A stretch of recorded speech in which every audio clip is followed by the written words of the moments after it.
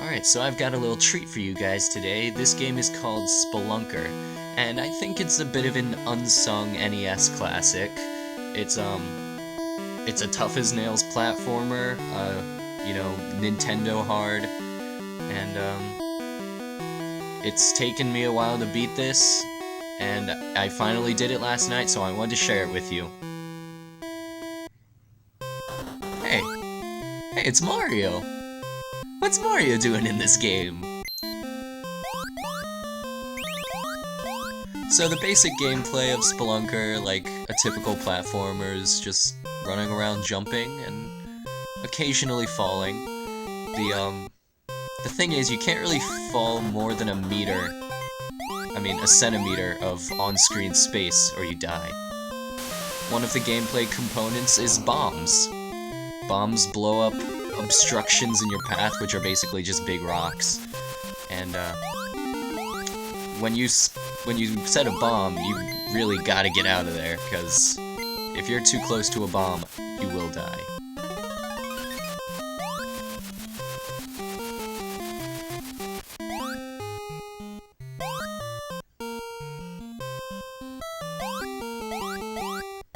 Not really sure what that is. I don't know why the ground is doing a wave like that. Now, what I just picked up was an energy tank. Energy tank, refills your energy. That little bar on the top, it has that blue arrow that's constantly moving to the left. If that runs out, well, you're dead.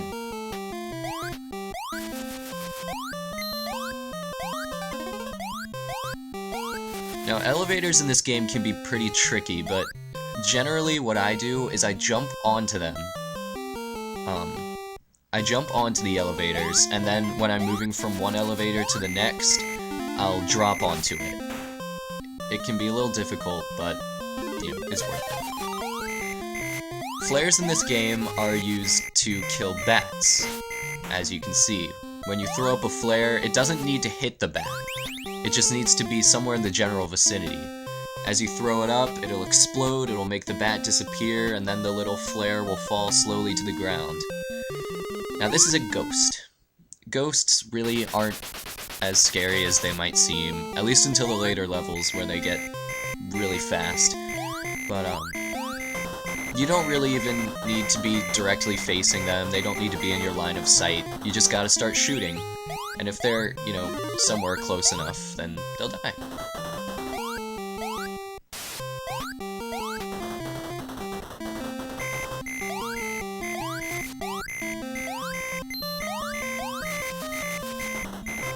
Now, this is one of the, I think 3 vehicles in this game. There's a minecart, there's the elevator shaft, and then there's, a boat of some sort. It doesn't really look like a boat, but I guess it's a boat.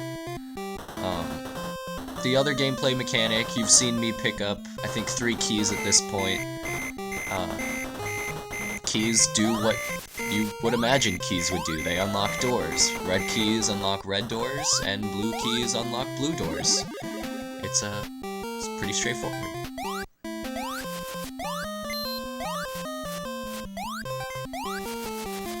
This song is annoying. So, once you go through 2 doors at a time, you go into a new level of Oh god, I hate this song! I'm just gonna replace it for at least a little while, because it's so annoying. Okay. This is the Yoshi's Island Underground theme. I think that it'll be a little bit more fitting. At least to a certain degree.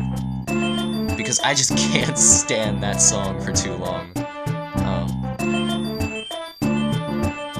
I played this game for maybe 2 hours last night, trying to get a good recording of me beating the game. That song has been ingrained into my brain, and it's painful.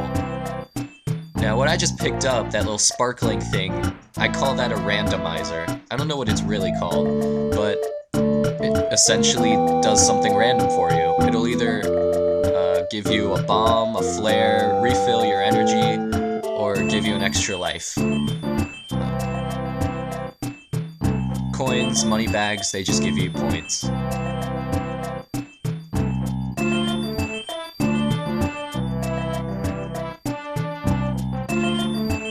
Yoshi's Island really makes everything better.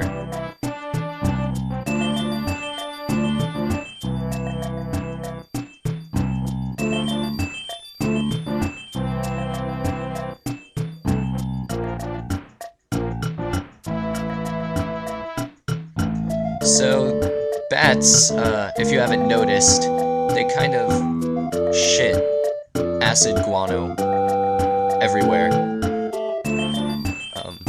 And it'll kill ya. It'll kill ya. Their guano will kill ya. I guess that's where the term batshit crazy comes from. Cause this bat's shit is crazy.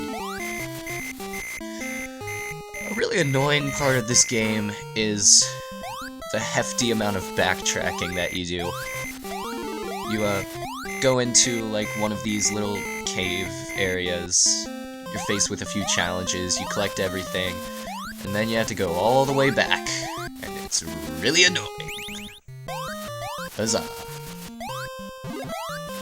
Now, ropes, once you get to the second and third levels of the cave, they can be a bit of a challenge, but I have found a sort of trick that helps to not fall off of ropes. Each rope is comprised of blue and red chains interlocked with each other, but every rope ends with one little red lip on the bottom. As long as you can see that red lip underneath your feet, you will not fall off. So I bought this game on kind of a whim at the same time I got the game City Connection. I'll play that song for you. This song is even more annoying than the Spelunker song. But when I got the game, I really got addicted to the challenge. It's definitely a hard game, it's kind of unforgiving at times, but, you know, sometimes you just need those games that are gonna push you and make you try harder and harder and harder. That's what this game does. That was stupid of me. See, every bomb has a radius, and you gotta be careful of that.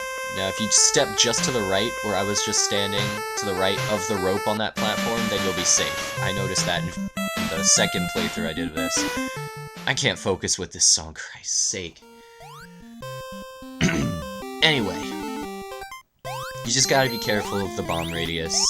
It's difficult to tell at times, but you just gotta be wary of it. Overall, I'd say it's taken me about 3 years to beat this, and that's not, like, every day I sit down and play for, like, 2 hours. That's maybe every 3 or 4 months I sit down and I try for maybe an hour and see how far I get. But, yeah, it's been about 3 years since I first downloaded this. Look at me! I'm riding in a big pot! That's the third vehicle in this game, and it's literally just a pot. As Frau Blucher would say, the staircases are treacherous. Bad accent, I know.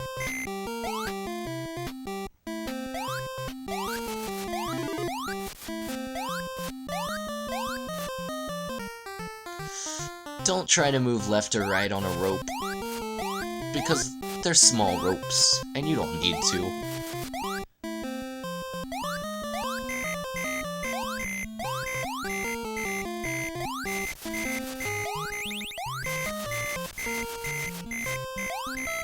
My friends hate this game. That's something to mention. I think all of my friends hate this game. I guess I can see why they do. It's got annoying music, it's hard as balls. Not much redeeming quality to it, but for some reason I just love it. I found out yesterday that there is a sequel to this game, Spelunker 2, but it's really a sequel in name only. I watched some gameplay from it, and it's more like an action-adventure game, RPG or something, I don't know. It's got, like, priests doing things, I don't know. At this point in the game, I developed a theory called the life insurance postulate. and that can be summed up by saying, don't risk it for the biscuit. You can see I've got 4 lives up there, and when you've got 4 or more lives, it's not worth it to go and do stupid things just because you think you've got plenty of lives and you can just throw it all away. Save your lives up. What other songs would be relevant to play during this? Ooh, Mitchel Musso's music career! Yeah, that would be totally relevant to play right now.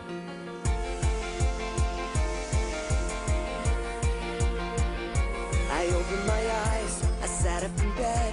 I'm thinking about this life and all those things you said. I know that I messed things up last night.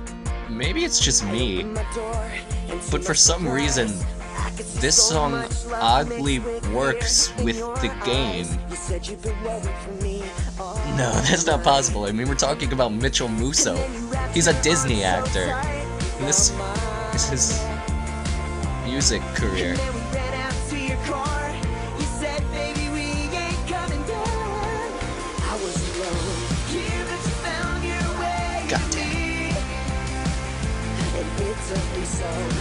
Anyway, guys, I've got 3 basic tips for you.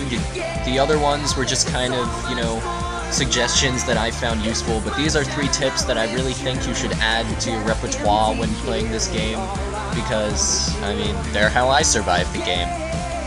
The first one is try not to panic. You will panic, but try not to. You will have maybe a 1 in 5 success rate of preventing yourself from panicking. When you panic, like if your energy meter is starting to get low, you will probably panic. When you set a bomb, and you're like, oh, how am I gonna get out of here quickly? You will probably panic. Try not to, though.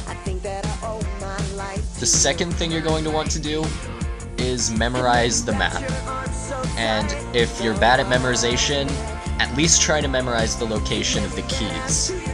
Because, well, I'll go ahead and spoil it for you. The next levels after this, they make the keys invisible, so you kind of, if you don't memorize them, it's all guesswork. Okay, Mitchel Musso, you can go away now. You can go away, Mitchel Musso.